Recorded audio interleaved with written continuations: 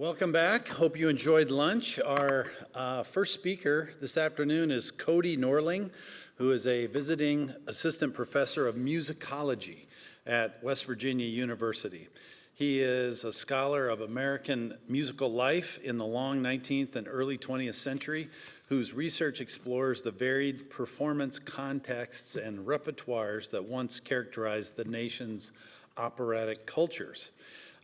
He is a Minnesotan from one of the northern suburbs, and he takes a particular interest in cases of Midwestern regionalism and is currently working on an edited volume about Midwestern music. Please welcome Cody.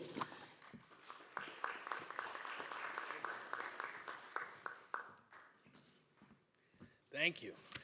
Thanks, John. Thanks, Kaylee. Thanks, the event's sponsors, hosts, everyone who's attending. I appreciate it. I appreciate being the musicologist involved here, that I've sort of been hanging around these types of events since probably about 2018 in Grand Rapids. So I appreciate being a part of this. And really, in the recent couple of years, I found that I'm not the only musicologist who's exploring some of these ideas. There's actually a nice little cohort of folks, more than a dozen, that have independently been studying Midwest topics. And part of what I'm trying to do is bring them together, bring them into the fold. In a review of Joseph Horowitz's Classical Music in America, Charles Friedman qualified the title's promise of nationwide coverage, instead describing a geographic scope that in reality stretched all the way from New York to Boston. Such a perspective, grounded in Northeastern centers of influence, has been a hallmark of American musical historical narratives, with noticeable outliers in the literature. As I just said previously, independent of the specifically regionalist aims assessed here today, musicologists have contributed perspectives on the likes of Midwestern band cultures, manor corps ensembles, institutions and collegiate schools of music, indigenous and folk music traditions, popular musics, and specifically many facets of Chicago's apparent musical preeminence. Historians have likewise contributed to the cause, including recent published studies on the region's orchestras and radio programming. And further still, journalists and critics have been, for decades, doing yeoman's work to chronicle the region's popular music scenes. Work on the subject clearly takes place, albeit often in disparate discursive corners. Just last week, at the meeting of the American Musicological Society in Minneapolis, one senior scholar told me, "This is important work. Nobody here studies the Midwest." And I said, "Have I got a conference for you?" Okay. Some 6 months or so ago, I found myself in correspondence with John Lauck about this very subject. "I'd like someone to address the question, what is Midwestern music?" he wrote. Energized by John's enthusiasm, as so many of us often are, and also encouraged by some recent progress on my own contribution to the subject with my friend and fellow Iowa alum, Sarah Lucas, I agreed. Only later realizing just what a task I had been charged with. What is Midwestern music? What is Midwestern music? What is Midwestern music? An added stress on any single word in the question could spark a paper-length treatment of the subject in and of itself. To answer the variations regarding music and what it may or may not be, I, as a musicologist, looked to the now 30-year-old work of Christopher Small, who famously questioned the passivity and abstractness of the term music, instead favoring a more active form, musicking, an activity in which all those present are involved and bear some responsibility. As Small made clear, it is only by understanding what people do as they take part in a musical act that we can hope to understand its nature and the function it fulfills in human life. Thus, for me, the event of music serves as a source for understanding facets of lived experience, as well as human action and thought, historically and currently. It is not an object of study, but rather a site for revealing and negotiating both cultural priorities and social identities. For the Midwest question, I draw upon a decade's worth of renewed interest in the myriad expressions of regional self-awareness and identity formation that have taken place both in the geographic space now marked by state borders and the collectively imagined spaces created by Midwesterners and the external factors that shape them. After all, quote, publics exist only by virtue of their imagining, end quote, writes Michael Warner. And to study Midwestern publics is to thus study their shared values, ideas, priorities, and even contradictions. Music and regional perspectives then each seek to understand collective phenomena. And to bring these threads together, I employ a bipartite model for understanding American musical life broadly, as suggested by musicologist Barbara Zook, who approached the subject with a semantic distinction that I paraphrase here as American music or music in America. The former highlights the creation and promotion of domestically distinct musical practices, and the latter posits a broader understanding of music, regardless of national origin, as both a catalyst for and manifestation of collective consciousnesses in the United States. I subscribe to the latter in my own work, taking particular interest in the ways that we have historically negotiated this potential disconnect between foreign repertoires and domestic nationalizing efforts in the cultivation of American operatic cultures.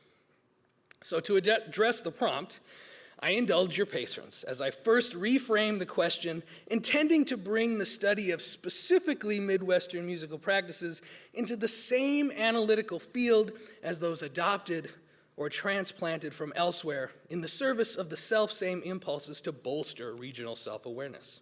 I ask, what can music reveal about the Midwest as a regional framework? And what, in turn, can such a perspective reveal about American musical life more broadly? Rather than chronicling a comprehensive history of music in Midwestern states, establishing a grand narrative of Midwestern musical development, or codifying distinct regional aesthetics, this approach instead applies a regionalist framework to the study of music in the Midwest so as to understand its function within the region's self-defining and community-building impulses. This is not a narrowly defined focus on distinctly Midwestern musical traditions, genres, or practices. But it is also not so broad as to encompass all instances of musical performance, creation, and participation that take place within regional borders. Rather, the value of this approach stems from the historical analytical possibilities found at the intersection of musical life and moments of regional self-awareness, local boosterism, and any number of instances which contribute to the perceived identities of Midwesterners. In what ways have music and music making impacted the lived experiences and identities of Midwesterners? How have musical paradigms shaped notions of Midwestern sensibilities and recognized regional boundaries? How have they informed perceptions of the region across the country? The answer to these questions offer an understanding of music's functions in regional histories and its place within constructions of distinctly Midwestern cultural consciousnesses. To illustrate this approach, I turn to two case studies from my own work to demonstrate the possibilities for understanding music's impact on lost region narratives. As I have elsewhere written, we need to constantly, quote, contend with the region's loyalty to the musical cultures of New England and Europe, end quote. And in each of these cases I'm about to address, European musical traditions were mediated through Northeastern cultural priorities, but with Midwestern sensibilities and aspirations in mind. Conductor and light opera impresario May Valentine was born in Michigan City, Indiana in 1890. Supported by Indiana railcar heiress Catherine Barker Spaulding and trained by Hale Vandercook in Chicago, Valentine embarked on a musical theatrical conducting career. First as a conductor for the Redpath Chautauqua Bureau's touring English language operas, and then for her own May Valentine opera companies, showing to thousands across the country. The nation's press touted her endeavor as significant to the musical life of the nation, and in the Midwest, newspapers portrayed her tours as harbingers of public cultural uplift. One reporter in Waterloo, Iowa, for example, claimed her tours furnished, quote, more than an opera. Rather, they were an institution and part of a liberal education, end quote. After her touring companies folded in 1928, Valentine made a career as a conductor and chorus master in Chicago, eventually serving as the librarian for the city's famed lyric opera. Writing in 1948, she lamented the scarcity of scores available in the Midwest and established her own lending library, quote, "my idea for the Middle West," end quote. Now, in many ways, this is a story ready-made for a Lost Region conference. An Indiana woman trains in Chicago, makes a nationwide impact on the Chautauqua circuits, returns to Chicago to continue her career locally, and demonstrates a lifelong interest in the region's musical life. However, there was nothing distinctly Midwestern about the specific works involved. Valentine's company toured a selection of English comic operas, including Michael William Balfe's The Bohemian Girl, and Gilbert and Sullivan's The Mikado and the Gondoliers. And Robin Hood, though it was originally composed for Chicago audiences, was written by Connecticut-born, German-trained critic Reginald de Koven and premiered by the Boston Ideals. Valentine's later years in Chicago were spent maintaining a sizable collection of largely foreign language works for mid-century aspirational consumer audiences. Here, then, the music itself in isolation offers less in the way of an understanding of the region's cultural life, so-called thin soup, to borrow from John's parlance. Instead, with a wider active definition of music that includes the public participation in and press engagement with Valentine's career as elements of musicking, we can recognize the significance of this case for Midwestern regionalist studies. Let's go to another case. The case of the Iowa Normal Academy of Music offers a similar analytical scenario, revealing a significant moment for local music making and for public interest in the nascent state's musical capacity. Robert Hutchinson, a cousin of the famed Hutchinson family singers, settled in what is now Iowa City in 1839 and established himself as a local leader. In the immediate postbellum years, Hutchinson turned his attention toward annual singing school conventions, drawing on a distinctly Northeastern model established by Lowell Mason in Boston so as to, quote, improve the musical taste, capacity, and voices of our people, end quote. For Iowa City, Hutchinson brought in Henry Southwick Perkins, who's seated here in the center with the stripe down his pants. Perkins, a pupil of Mason, was said to have, quote, sustained his Eastern reputation as a skillful teacher and thorough drill master, end quote. The convention's public concerts sparked noticeable local excitement and growing press discourse about the state's infrastructure for music education. In response to this outpouring of community interest, Hutchinson helped to establish the Iowa Normal Academy of Music within the University of Iowa's Normal Department, with Perkins as director of a primarily Bostonian faculty.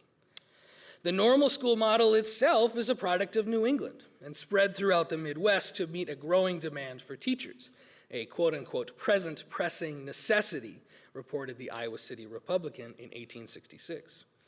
Most conspicuous were the Academy's annual concerts that offered local audiences examples of large European choral works which otherwise required the musical resources of larger urban center.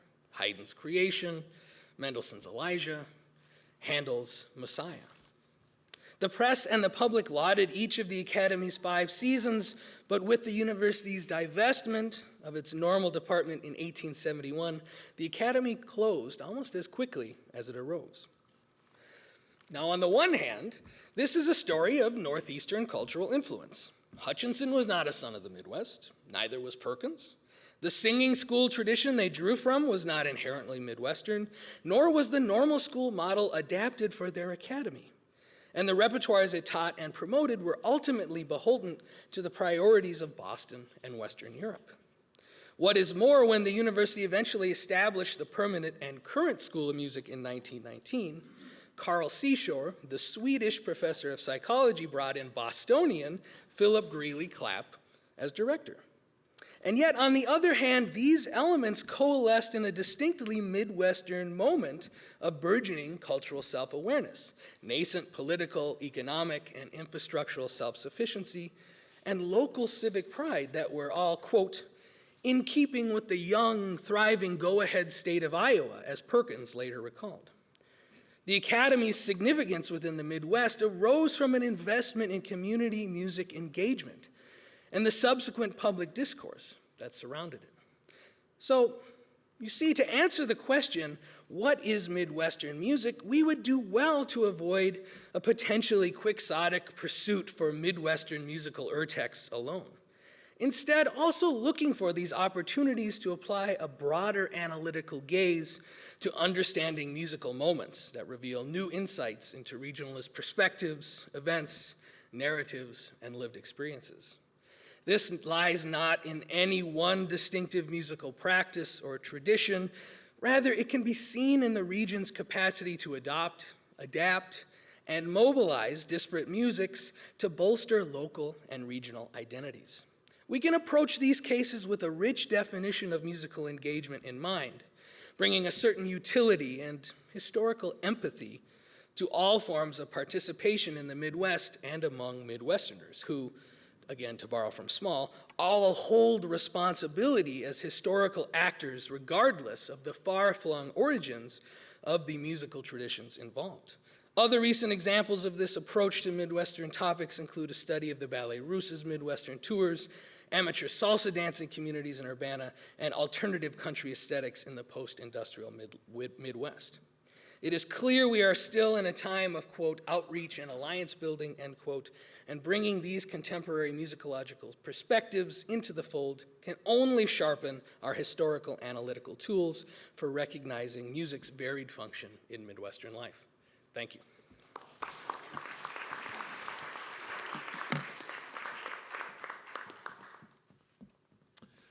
Our next speaker is Paul Emery Putz. He is the director of the Faith and Sports Institute at Baylor University's Truett Seminary. He holds a PhD in history, and congrats to Paul. His new book entitled The Spirit of the Game, American Christianity and Big Time Sports was just published by Oxford University Press. Paul was born and raised in McCook, Nebraska, and he grew up the son of a pastor's kid and a Cornhuskers fan, which obviously turned him on to sports history. Paul attended Grace University in Nebraska and earned a master's degree from the University of Omaha and took his PhD at Baylor after that. He most recently had a wonderful article, wonderful chapter in the new Oxford History of the American Midwest that I urge you to take a look at. Please welcome Paul.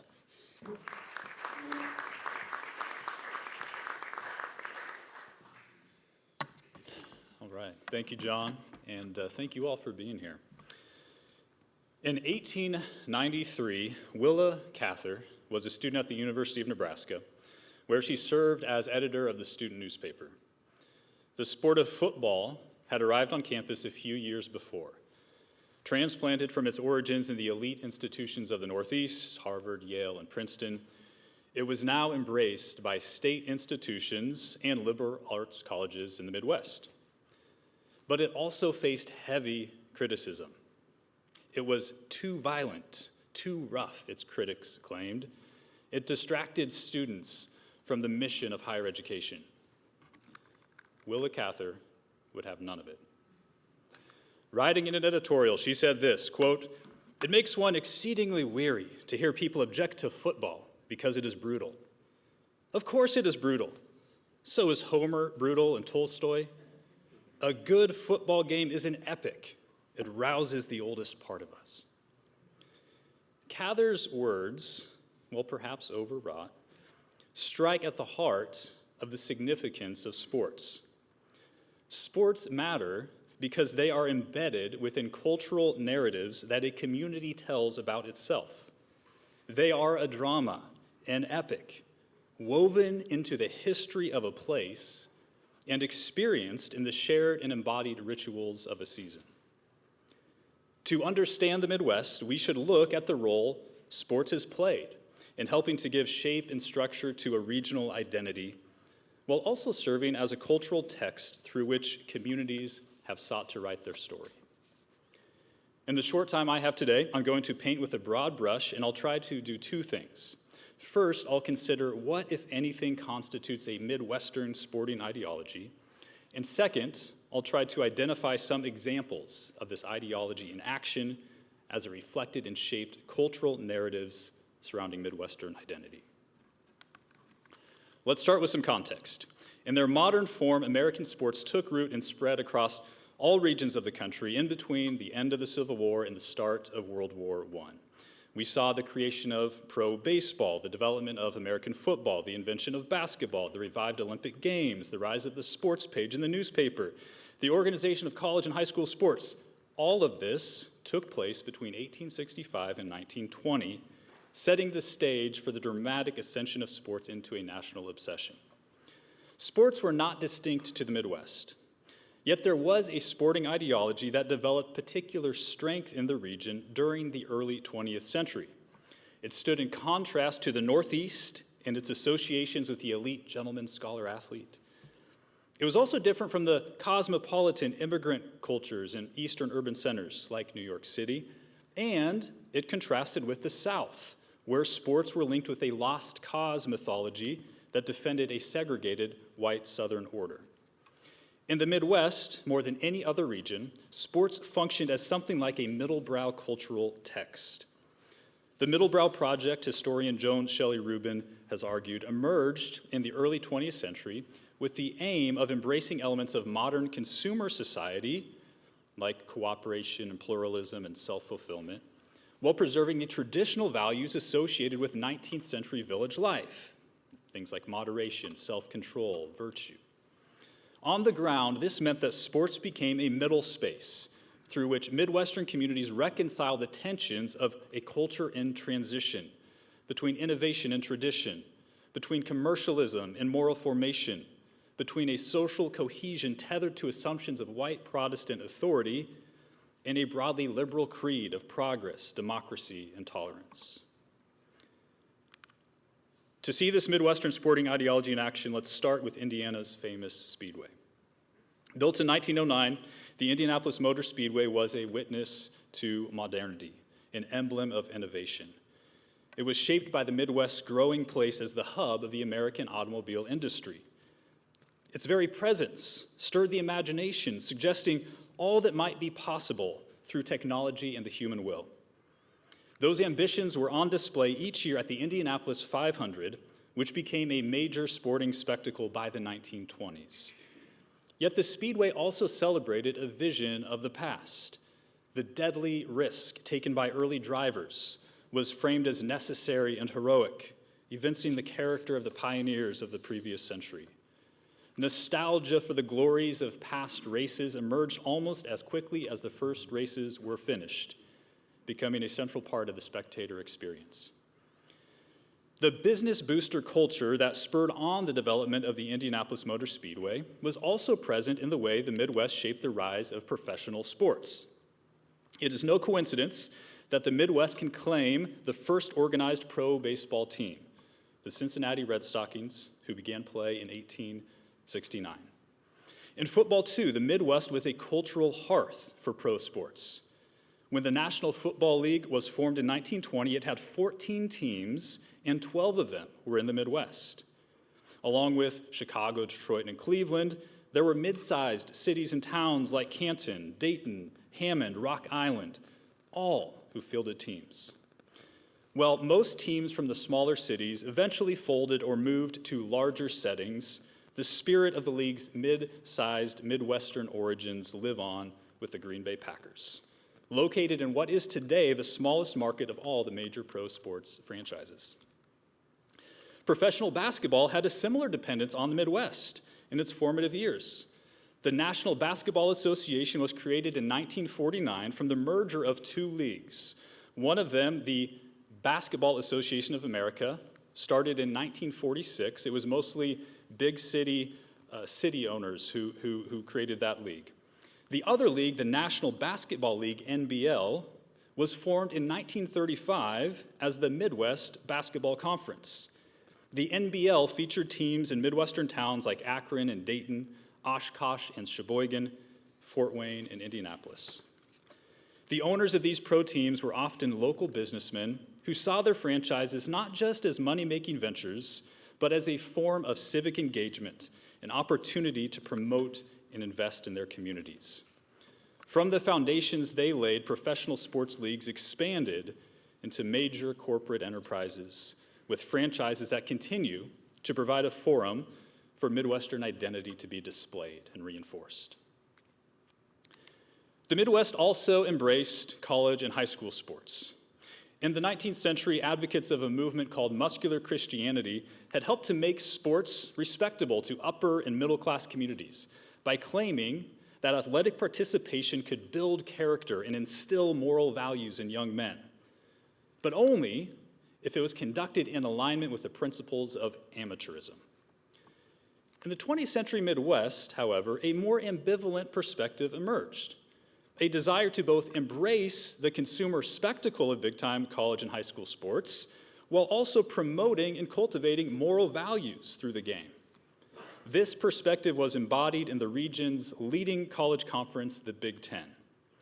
While the Ivy League institutions began to draw back from commercialized college sports in the 1920s, the Big Ten doubled down, leading the way in building massive concrete stadiums at Michigan and Ohio State. At the same time, Big Ten schools positioned themselves as moral guardians of the game, contrasting their educational aims with the free-for-all recruiting they saw in Southern schools. John L. Griffith, commissioner of the Big Ten from 1922 through 1944, expressed this vision for athletics in the pages of his magazine Athletic Journal. He had the assistance of allies like Amos Alonzo Stagg, football coach for the University of Chicago, a founding member of the Big Ten. Speaking in 1931, Stagg said, quote, "Instead of going to church to learn how to live, youngsters nowadays go anywhere they want. Thank God they like to go to football games." To Stagg, young Americans were learning the values he thought were significant and important, things like temperance and self-control and fair play through sports. This blend of commercialism and moral formation were part of high school sports too. Nowhere was this more evident than in the high school gymnasiums of Indiana, where Hoosier hysteria gained momentum in the 1920s. It drew thousands of paying fans who came to cheer on their local team in the annual state tournament. In Middletown, the classic sociological study of 1920s Muncie, Indiana, Robert and Helen Lind recognized the hold of basketball on the community, writing, quote, "Today, more civil loyalty centers around basketball than any other one thing." The Linds, like other observers, saw sports as a democratizing force for the community, cementing the bonds of social cohesion. Although the Ku Klux Klan had recently risen to power in Indiana, the Linds presented sports as a place where those divisions could be overcome. They wrote, quote, "No distinctions divide the crowds which pack the school gymnasium for home games. North Side and South Side, Catholic and Kluxer, banker and machinist. Their one shout is eat 'em, beat 'em, Bearcats." This picture of unity tapped into a powerful mythology, linking the Midwest with white Protestant small-town values. But it was woefully incomplete, obscuring the reality of a region filled with religious, ethnic, and racial diversity. In fact, Catholics in the Midwest forged their own sporting institutions, from high school leagues and tournaments to the most famous of them all, Notre Dame University. Emerging as a leading college football program in the very years that renewed anti-Catholic nativism swept the Midwest, the team became a vehicle through which Catholics could assert themselves in a hostile culture. Black Midwesterners faced even greater obstacles to claim their place at the table. In the Big Ten Conference, a handful of black athletes had opportunities to compete in football and track in the 1920s and 1930s. But there were clear limits, including adherence to the so-called gentleman's agreement, in which Big Ten schools would bench their black football players when competing against white Southern teams. Despite these barriers, black communities forged their own sporting spaces where they could cultivate future black leaders and challenge Jim Crow. In the 1920s, Wendell Phillips High School in Chicago fielded a basketball team which won a city championship in 1928. And then in the 1930s, a heavyweight champion from Detroit named Joe Louis, a product of the Great Migration, took the mantle. Lewis's defeat of the German boxer Max Schmeling in 1938 and his support for the war effort in the 1940s made him the first black athlete widely accepted by white America. In Emporia, Kansas, newspaper editor William Allen White responded to Lewis's victory in 1938 by celebrating the champ as, quote, 100% American. And yet, the struggle to fully realize the claims of Midwestern democracy remained. In the same editorial, White cast Lewis's success as an example of, quote, the primitive fighting fury inherent in his race. A similar ambivalence between greater inclusion and maintaining social boundaries was evident in women's sports. In most parts of the country, widely available opportunities for women to compete in public did not develop until Title IX of the 1970s. Iowa was an exception. There, a 6-on-6 high school girls basketball tournament, launched in the 1920s, became a cultural and commercial phenomenon, drawing thousands of fans from across the state each year. Support for the tournament was not framed as a project of women's liberation. Instead, it was shaped by the realities of rural life in the Midwest. In farming communities, women were expected to help out with the chores, to engage in physically strenuous activity. Women could play and enjoy basketball in Iowa and even be celebrated for it without directly challenging broader gender norms. Over time, the tournament became a central part of Iowa's identity, something its residents could point to when explaining what made their state unique. It became, like so many sporting events across the Midwest, a drama. It became an epic that told a story about a place, and that we need to study if we want to better understand the life and the history of the region. Thank you.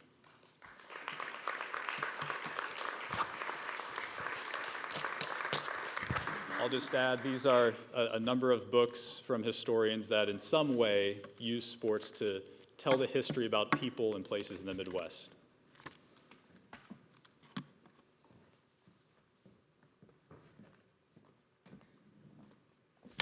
Go Hawkeyes. Our next speaker is Jason C. Phillips, who is from Fort Scott, Kansas. He is currently an associate professor of history at Peru State College in Peru, Nebraska. Though originally trained in European history, he has shifted his focus of late to study the growth of Midwestern conservatism and the Great Plains and Midwest during the Reagan years. His most recent publication is titled Fallout in the Great Plains, the Public Reaction to the Movie The Day After in Kansas, which was published in the spring issue of Middle West Review. A few years ago in Nebraska History, he published the article titled More Than Just a Good-Looking Broad, Nancy Hawk and the 1984 Nebraska Senate election. And he is now working on an extended project on the biography of former Nebraska Governor Kay Orr. Welcome, Jason.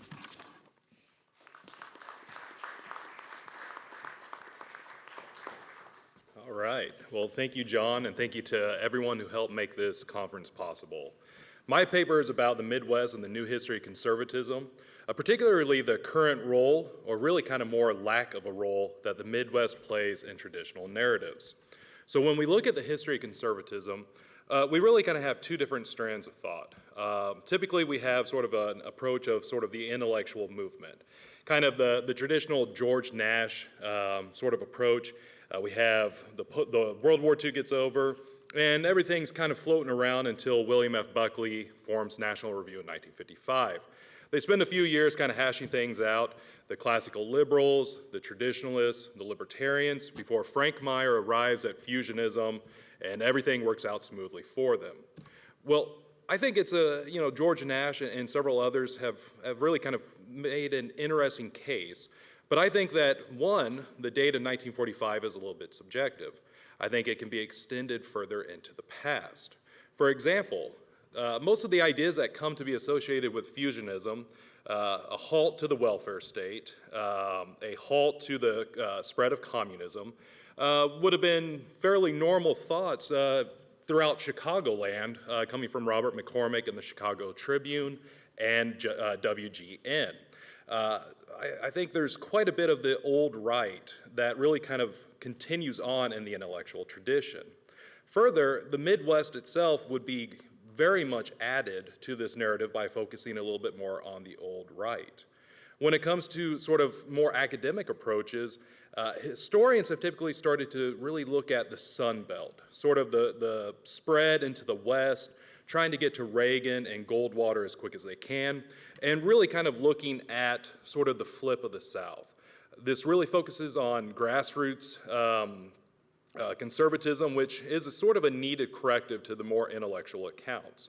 Some of the classic works of that would be Lisa McGuire's Suburban Warriors, all about the little old women and their white tennis shoes, Dan Carter's The Politics of Rage, which does bring the Midwest in a little bit when George Wallace comes to visit it, Joseph Crispino's In Search of Another Country about Mississippi and by extension the South, and Matthew Lassiter's The Silent Majority. Very few works on the grassroots, though, really take the Midwest seriously. A couple exceptions would be Catherine McNichol Stock's Nuclear Country that looks at the, sort of as she describes, sort of the isolationism of the Dakotas into the militarism of the Dakotas. Catherine Kramer's kind of recent classic, The Politics of Resentment, and Donald Critchlow's Phyllis Schlafly and Grassroots Conservatism. I would think, on the whole, Critchlow's work is kind of really important because, again, as we're looking at how to bring the Midwest more into the study of conservatism, one of the things the book highlights, in addition to Phyllis Schlafly, is her relationship and oftentimes partnership on political matters with Senator Everett Dirksen. As a native Kansan, and Brad, you'll appreciate this, I have to give his nickname, the Wizard of Ooze. As a Kansan, I can't pass that up. But Dirksen is often really kind of thought as fairly moderate. After all, he was a civil rights champion who helped get all of Lyndon Johnson's civil rights bills across the finish line. Well, I think Critchlow's work and his relationship with Schlafly really kind of shows there's more ways to view conservatism, especially if we widen the lens to the Midwest. One book I have circled, it's coming out fairly soon, by Joanna D. Doss, Faith, Family, and Flag, Branson Entertainment and the Idea of America. Now, I have both a personal and a professional interest in that book, having been to Branson probably 12.5 times in my life. But I'm really interested in kind of what happens and what she does in that book in terms of Missouri and Branson as an extension of the Midwest versus the Ozark, in terms of its political shifts into more and more of a conservative area, and mostly how she deals with Yakov Smirnoff. Now, again, I'm a little facetious, but if you're as familiar with Yakov as I am, having seen countless VHS tapes, DVDs, and the live act in person, one of the things that really comes through in the show is his patriotism, both from his early days in the 80s and 90s, where he celebrated his actual swearing-in ceremony to become a citizen, how he used to joke throughout the 90s that Mel Tillis taught him how to speak English, and with the War on Terror, sort of a renewed, heightened sense of patriotism within his act. I'm really kind of interested to see what kind of comes out of this study of Missouri and Branson. So, looking at the historiography, there really is sort of a need to detach it from the Sun Belt, and also from sort of the intellectual traditions of the Buckleys, the Crystals, the Pothorses, and things like that. So with the rest of my time, I kind of want to look at a couple areas to give an example of how the Midwest could come through in the new history of conservatism. I want to start with the 1952 election. John has famously described peak Midwest as sort of the turn of the century. I would argue that's probably correct, but 1952, and this is where my world history training comes in, might be a third dynasty of a little bit, sort of a last renaissance, if you will. Because in the 1952 GOP primary, famously, we have the Midwest's favorite politician, Robert Taft, squaring off against the Midwest's favorite son, Dwight Eisenhower, and the prize for the winner, of course, facing off against a fellow Midwesterner, Adlai Stevenson. Well, because we like Ike so much, we kind of forget a lot about Taft. And a couple things that could really be further explored with this election. One of Taft's campaign managers, sort of just a random former Nebraska congressman named Howard Buffett. Yes, that Nebraska Buffett family. I think that would be an interesting examination of sort of Buffett's sort of old right conservatism a little bit. A couple other things. There were 13 primaries that year, and of course these are not primaries in the way that we are used to them. But 6 of those were in the Midwest. Taft won primaries in Nebraska, Wisconsin, Illinois, Ohio, and the final, and really probably the only one that had significant both Taft and Ike on the ballot, South Dakota. Taft narrowly defeated Ike in that primary. The only Midwest state he didn't win the primary of was Minnesota, which went to Minnesota's favorite son, Harold Stassen. Well, in addition to winning the Midwest primaries, Taft also held 232 delegates on the opening roll call at the convention itself from the Midwest, compared to Ike's 112 Midwest votes.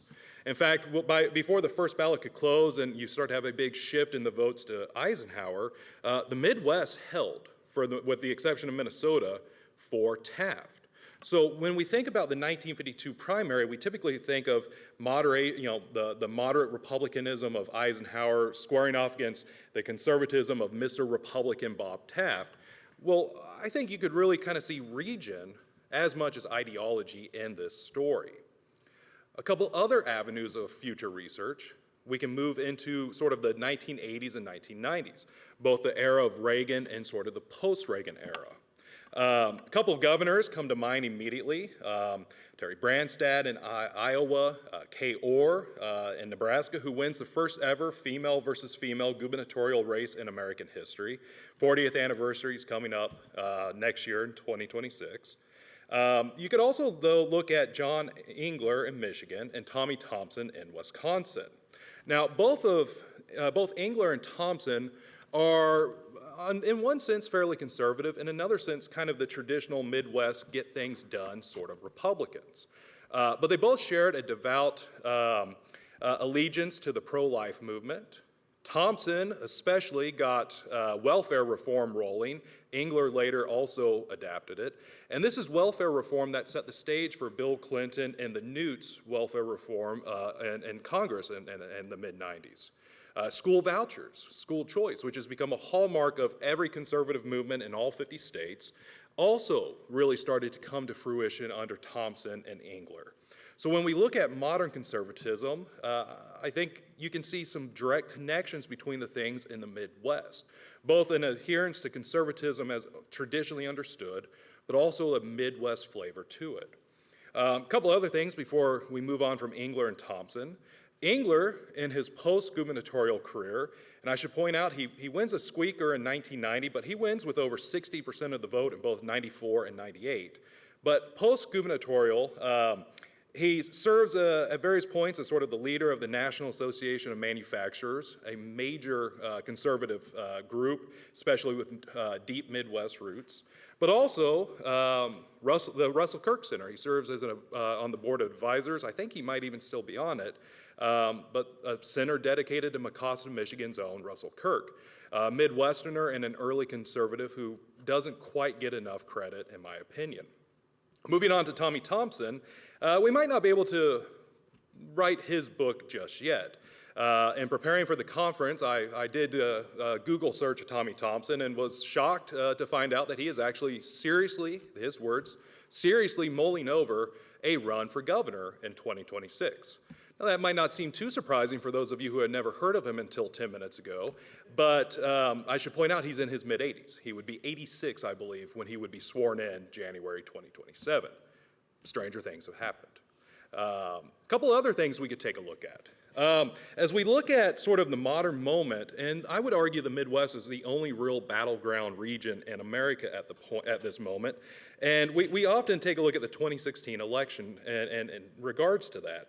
I would argue you could go back to the Tea Party election in 2010, and it had major implications both for 2016 and who knows how things will progress into 2028, 2032. But looking at the Tea Party elections, and most of us don't want to, because of either ideological reasons or it makes us feel old, to find out that's now history. It's far enough away we can start giving it a historical spin. But really, if you look at the precursor to it, again, Midwest, Mitch Daniels in Indiana lays quite a bit of the groundwork for it. But if you actually look to the results, in terms of gubernatorial races, only Minnesota, which is not too atypical, only Minnesota doesn't flip their governorship from Democrat to Republican. Minnesota's the only state that actually goes the other way. You have the trifecta in the gubernatorial races. In Ohio, John Kasich, who was a major figure in the conservative movement in the 90s in Congress. Michigan, Rick Snyder, and in Wisconsin, of course, Scott Walker. Now, if you want to take the blue wall analogy of 2016 even further, the gubernatorial race also goes Republican in Pennsylvania with Tom Corbett winning a seat. Pennsylvania, not quite Midwest, but again, it does link in with our current moment. In terms of Senate races, some of you might have forgotten, but every Midwestern Senate election went to a Republican in 2010. In Illinois, Mark Kirk flipped Obama's old seat. In Indiana, Dan Coates flipped liberal icon Evan Bay's seat. In Wisconsin, Ron Johnson defeated three-term incumbent Russ Feingold. In Iowa, Chuck Grassley did the full Grassley and then held on to his seat. Kansas, Jerry Moran replaced Sam Brownback, who went on to the governorship. In Missouri, Roy Blunt succeeded fellow Republican Kit Bond, who retired. And North Dakota, John Hoeven took liberal icon Byron Dorgan's seat. In Ohio, Rob Portman took a seat. In South Dakota, John Thune was so popular, he ran unopposed. So every Midwest state that had a Senate election went Republican. And again, if you want to stretch the 2016 analogy even further, Pat Toomey picked up a Republican seat in Pennsylvania. We don't have time to get into the congressional races, but let me assure you the Midwest played a major role in those as well. 4 seats in Illinois, 5 seats in Ohio. You have some notable congressmen and women who come in. Todd Young in Indiana, who's now senator. Kristi Noem in South Dakota, who is now Secretary of Homeland Security. And Sean Duffy went from reality TV to now Secretary of Transportation. So while we focus with the Tea Party elections on Scott Brown in Massachusetts and Kelly Ayotte in New Hampshire, and those were shocking elections, we can see a very Midwest story with the Tea Party that links both to 2016 into 2020, 2024, and perhaps, depending how things go, 2028. So the Midwest deserves quite a bit more attention in the history of conservatism. But I would like to close by also pointing out this isn't just about the GOP. In the Midwest, you also have several Democrats throughout the 60s, 70s, and 80s who are quite conservative. My own research leads me often to Big Jim Exxon in Nebraska, as well as Ed Zorinsky. Zorinsky only runs as a Democrat because the Republicans had someone else in the office already. These were very pro-life, very conservative senators and fiscal conservatives. So it's not just party when it comes to conservatism in the Midwest. So as I often tell my classes in situations like that, I'm letting you out 16 seconds early. So thank you.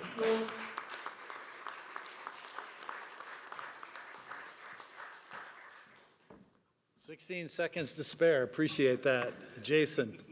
Our next speaker is Brad Birzer, who grew up in Hutchinson, Kansas. Speaking of Kansas politics here a minute ago, he is the co-founder of and senior contributor at the Imaginative Conservative. He is also the Russell Amos Kirk Chair in History at Hillsdale College and a fellow of the Ronald Reagan Presidential Library out in California.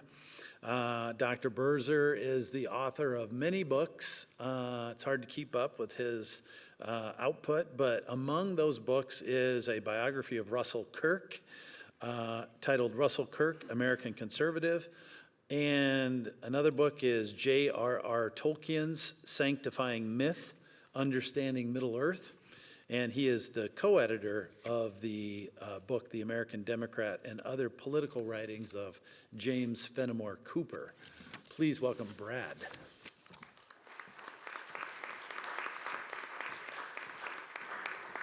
Good afternoon, everyone. This has been fantastic. John, thank you so much for organizing this. Thank you all for being here. As you can see, my topic, and by the way, I'm terrible at PowerPoint, so please don't be expecting anything fancy. We'll see if I can even work the controls. And if so, I'm going to be very proud of myself. But I'm calling this the Midwestern roots of respectable science fiction. So it's kind of a quirky topic, especially given everything that we've been talking about so far today. I am a historian, trained as a historian, but I definitely like to play literary critic every once in a while. And as I think was probably obvious from my introduction, I'm especially interested in Tolkien, Ray Bradbury, Russell Kirk, and Auguste Derleth. So I'm very interested in science fiction, fantasy, and horror. To me, they're all forms of mythology, and so deeply, deeply related to history. In fact, I don't think we can really separate one from the other. So, as I want to do here, I want to focus mostly on Bradbury, but I want to give a little bit of attention to two other figures, Russell Kirk, whom Jason brought up, and also Auguste Derleth, who's almost completely forgotten. So let's start with Bradbury. Bradbury is born in 1920 and does not pass away until 2012. He is from Waukegan, Illinois, though he ends up spending the vast majority of his life in Los Angeles, and we identify him with Hollywood culture. But of his books, really only Fahrenheit 451 is identified with Los Angeles. Almost all of his other fiction is a mythologized way of thinking about Waukegan, Illinois, this town between Chicago and Milwaukee. So let me say this. I want to bring in 5 points about about Ray Bradbury and why we should take him seriously. I do believe that when we look at Bradbury, he is truly an American original, especially when we look at his prose style. His prose style is just simply outstanding. But he's also in the long line of what we might call weird fiction writers in America. And we can see this if we go back to Edgar Allan Poe or to Nathaniel Hawthorne, or right before Ray Bradbury to H.P. Lovecraft. And I'm going to throw someone in that you may not expect, but I would also throw in Willa Cather. Willa Cather had a huge influence on Bradbury, and Bradbury always considered her his literary godmother. And for those of you who've read Death Comes for the Archbishop, you'll remember the scene where they go into the stone mouth cave, and the priest looks into the opening in the cave, and he hears all the antediluvian voices. And they're the voices of all the children that have been sacrificed by the local tribe. And he's horrified, absolutely horrified by this, loses his breath, has to leave the cave. If this isn't H.P. Lovecraft, nothing is. Cather could be great. She was always great, but she could be extremely good when dealing with what we would call weird fiction. But let me say this as well about Bradbury. This is my second point I want to make. Bradbury is very interested in the notion of seasons. And so if we go all the way back to the earliest Greek philosophy, if we go back to a little town, Miletus, in 510 BC, where philosophy begins, you have all of these guys like Heraclitus and Thales and others who are arguing about the essence of humanity. And what they discover, at least what they believe, is that there's a universal quality to each human person, regardless of the accidents of birth. But what they are fascinated with is the idea that we as human beings are trapped in cycles. That is, that we all have a birth, a middle age, and a death. But then they look at the seasons, and they're equally fascinated with the cycles of the seasons, that we have a spring, and then a summer, and then a fall, and then a winter, but not a fifth thing. We go back to the idea of the first thing. We go back to spring, and we start all over. And the Greeks are frustrated by this because they want to know, is there the possibility of breaking out of these cycles? Are we predestined to live only in these cycles? Well, that to me is so much of what Ray Bradbury is able to grasp and able to understand in his fiction. Let me give you just two examples here. This is at the beginning of The October Country, Ray Bradbury's 1955 short story collection. He says, "The October Country is that country where it is always turning late in the year, that country where the hills are fog and the rivers are mist, where noons go quickly, dusks and twilights linger, and midnights stay. That country composed in the main of cellars, subcellars, coal bins, closets, attics, and pantries, all faced away from the sun. That country whose people are autumn people, thinking only autumn thoughts. When those people passing at night on the empty walks, they sound like rain or the pattering of leaves." Or let me give you this from Something Wicked This Way Comes, Bradbury's first full-fledged novel in 1962. Everything else had been a pastiche of a number of short stories. But here he writes in Something Wicked, "First of all, it was October, a rare month for boys. Not that all months aren't rare, but there be good and there be bad, as the pirates say. Take September, a bad month. School begins. Consider August, a good month. School hasn't begun yet. July, well, July's really fine. There's no chance in the world of school. June, there's no doubting it. June's best of all, for the school doors spring wide and September's a billion years away. But you take October now. School's been on a month and you're riding easier in the rains. You're jogging along. You've got time to think of the garbage that you'll dump on Old Man Pritchard's porch or the hairy ape costume you'll wear to the YMCA on the last night of the month. And it's around October 20th when you realize that everything is smoky smelling and the sky is orange and the ash gray of twilight. And it seems that Halloween will never come in a fall of broomsticks and a soft flap of bed sheets around the corners." I love that imagery. Right? Bradbury understands something. And I would argue, and this is going to be central to my point, that this could only take place either in New England or the Midwest, where you actually have seasons. And I think that's one reason we get this kind of respectable fiction, even though it's strange fiction, from all of this. Point number 3 about Bradbury. Bradbury, as you may know, was actually a pantheist. He was raised a Baptist, rejected it completely, became an atheist for a bit, and then came back to pantheism. But when he looks at the human person, he sounds very, very much like St. John or C.S. Lewis. And that is, whenever he describes the human person, he can describe our foibles, but he always describes the divine spark that is within each of us. And we see this especially in a book like Dandelion Wine, which is really more magical realism than it is science fiction. But we have the story of the young boy on the first day of summer who goes to his grandparents' cupola, and from that cupola, just an hour before dawn, he orchestrates, he conducts the entire town waking up on the first day of summer of 1928. My fourth point is this about Bradbury. He's a creator of dystopia, and I think this is incredibly important for a free people to be able to engage in dystopian literature. And in this, he's in a long lineage of people like R.H. Benson, Aldous Huxley, George Orwell, C.S. Lewis again, and Margaret Atwood. Dystopia serves as a critical reminder of what can go wrong simply 10 minutes into the future.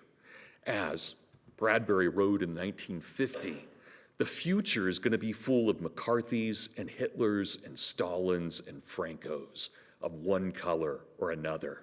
I want to dangle all those petty little troublemakers and murderers by the napes of their necks for the world to see. And finally, point number 5, Bradbury always makes us better than what we are. And that's related to point number 3, that he sees the divine in us, but he always calls to the very best of us.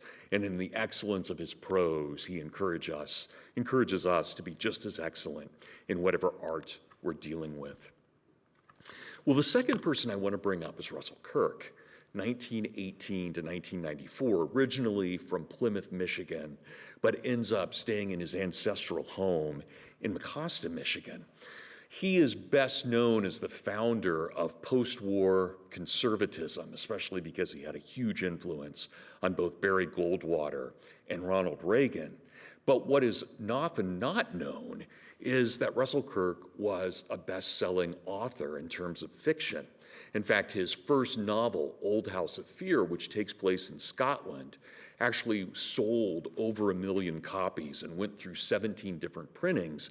And even people like Stephen King have acknowledged Russell Kirk's book as a forerunner to everything that we'll see in the 70s and the 80s with this kind of fiction.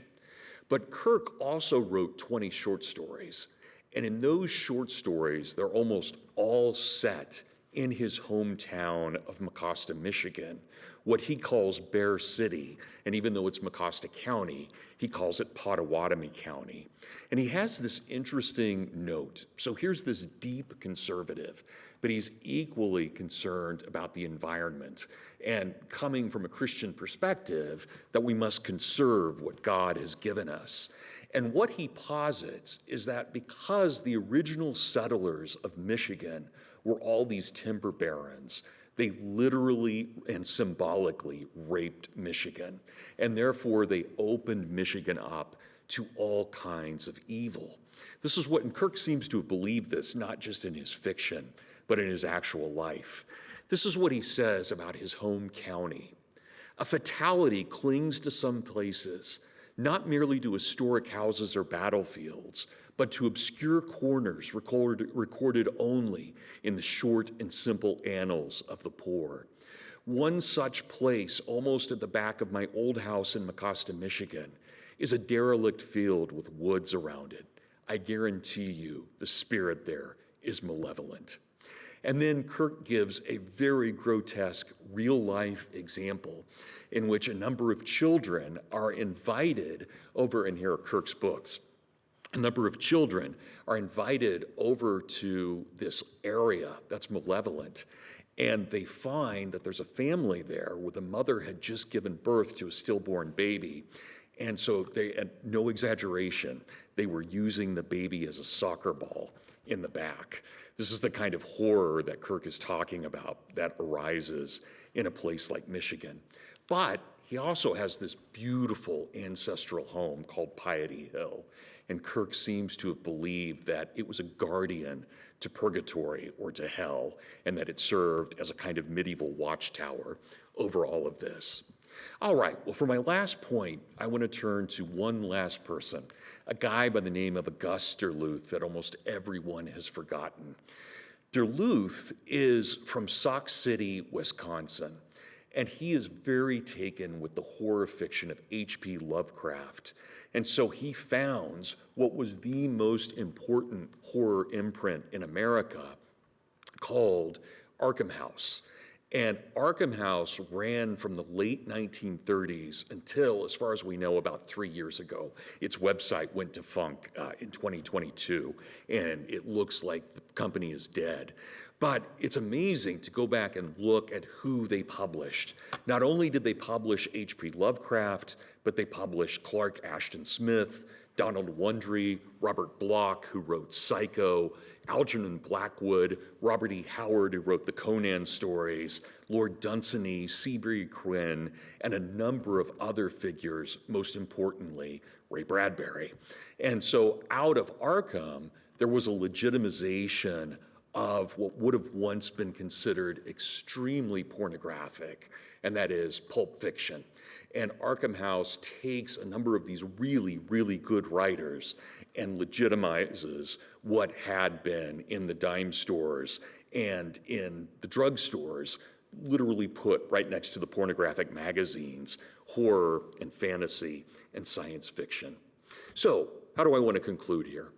Well, it's pretty clear that all three of these men, Bradbury, Kirk, and Duluth, are deeply rooted geographically in the Midwest. But there's something more than this. When we look at their stories, it's the architecture, it's the cultures, it's the characters, whether real or exaggerated or rooted in the supernatural, that's as equally deep as the Midwest is. In the end, though, I really think it comes back to the ideas of cycles and seasons. And again, I would remind us of the early Greek philosophy. We ask this question, are we trapped in the circles of this world?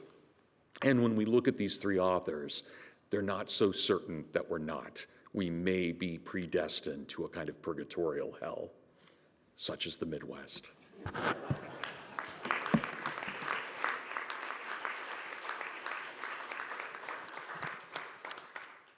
Questions? Head up to the mic on the right or left side.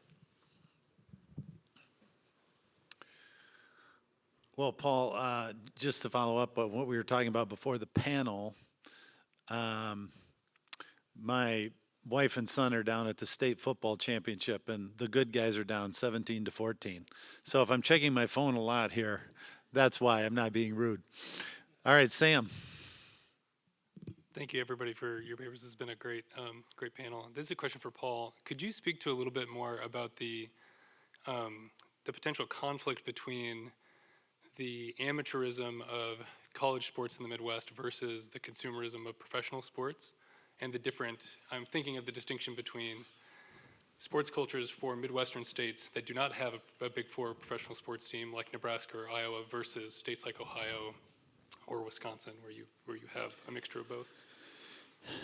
Yeah.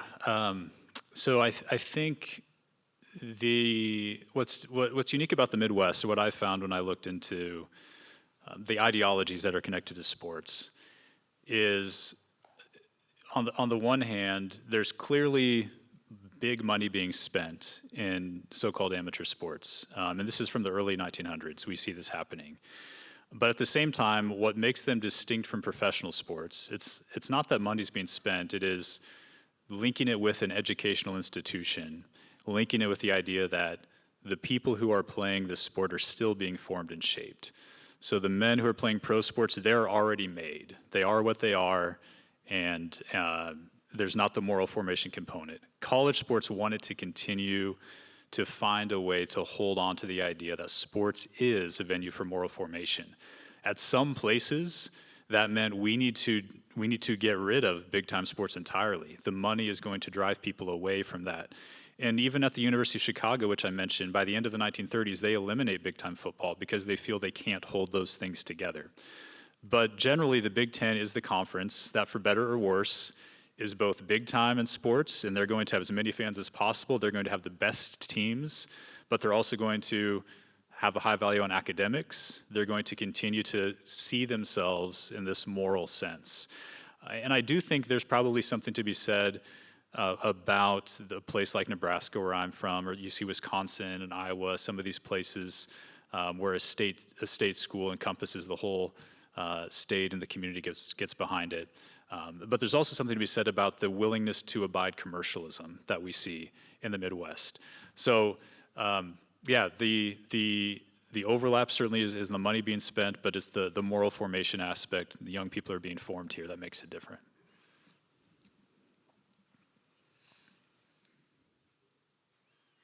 Yeah, I have a question for Jason. I appreciated you talking about the Midwestern role and the rise of modern conservatism.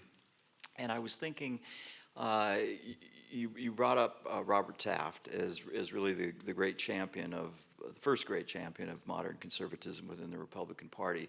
But I'm wondering, have you thought about even the antecedents that came before within that party in terms of the Midwest, thinking specifically of the Midwestern populists, the agrarians, people like Robert La Follette, people like Gerald Nye of South Dakota, even General Wood, of the CEO of Sears and chairman of the America First Committee, because some of those same people or their sons were supporters of William Bora of Idaho wasn't a Midwesterner, but he attracted a lot of support within the Midwest.